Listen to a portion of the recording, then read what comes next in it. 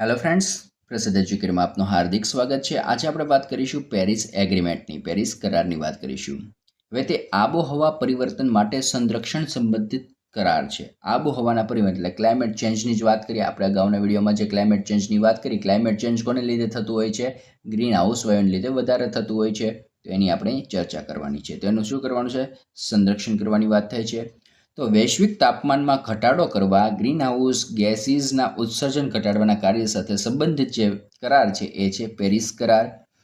હવે એની ખાસ વાત છે, જે કન્ડિશન મૂકેલી છે પેરિસ કરારમાં એ આ છે કે વૈશ્વિક સરેરાશ તાપમાનમાં વધારો પૂર્વ ઔદ્યોગિક સ્તરથી 2 ડિગ્રી જેટલો જે વધારો થયેલો છે એમાં 2 ડિગ્રી સેલ્સિયસ જેટલો અથવા તો ફેરનહીટમાં જોઈએ તો 3.6 ડિગ્રી ફેરનહીટથી નીચો રાખવો, એટલો નીચે લઈ જવો. અને જો વધારો થાય તો 1.5 ડિગ્રીથી વધવો જોઈએ નહીં. કોઈ પણ કારણોસર વધી જાય તો એ વધવો ન જોઈએ. અને 2024નું વર્ષ એ સૌથી ગરમમાં ગરમ વર્ષ રહેલું હતું. સૌથી વધુ તાપમાન રહ્યું હોય તો કયા વર્ષે રહેલું? 2024માં.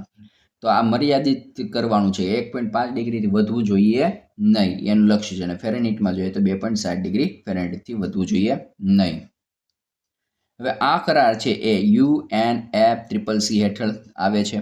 જે હમણાં ક્યોટો પ્રોટોકોલની વાત કરી એ પણ એની હેઠળ આવતું હતું. પેરિસ એગ્રીમેન્ટની વાત કરી એ પણ એની હેઠળ આવશે. આનું પૂરું નામ છે United Nations framework convention on climate change.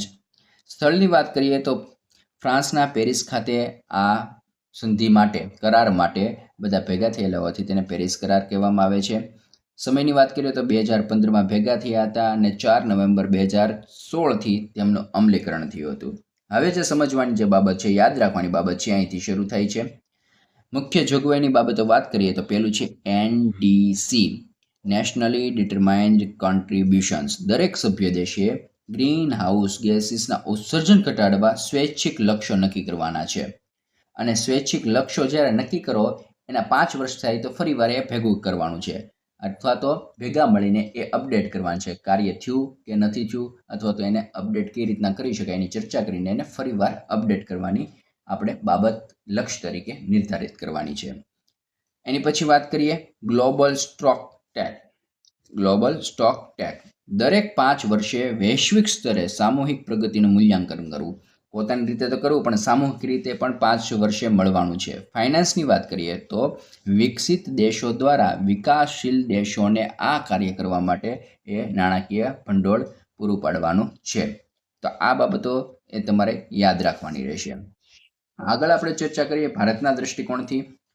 તો ભારતે 2015માં ગ્રીન હાઉસ ગેસના ઉત્સર્જન ઘટાડવાના સ્વૈચ્છિક લક્ષ્યો નક્કી કરેલા અને 2022ના તેને અપડેટ કરેલા. 20માં અપડેટ કરવા જોઈએ, પણ એ અપડેટ ક્યારે કરેલા હતા?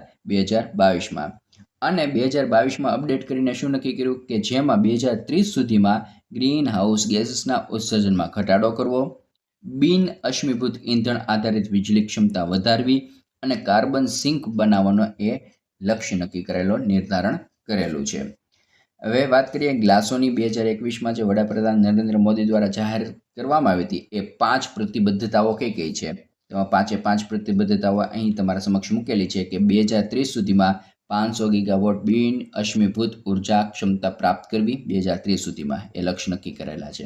અહીં 2030 સુધીમાં ઉર્જા જરૂરિયાતનો 50% ભાગ રિન્યુએબલ ઉર્જામાંથી પૂરો પાડવો.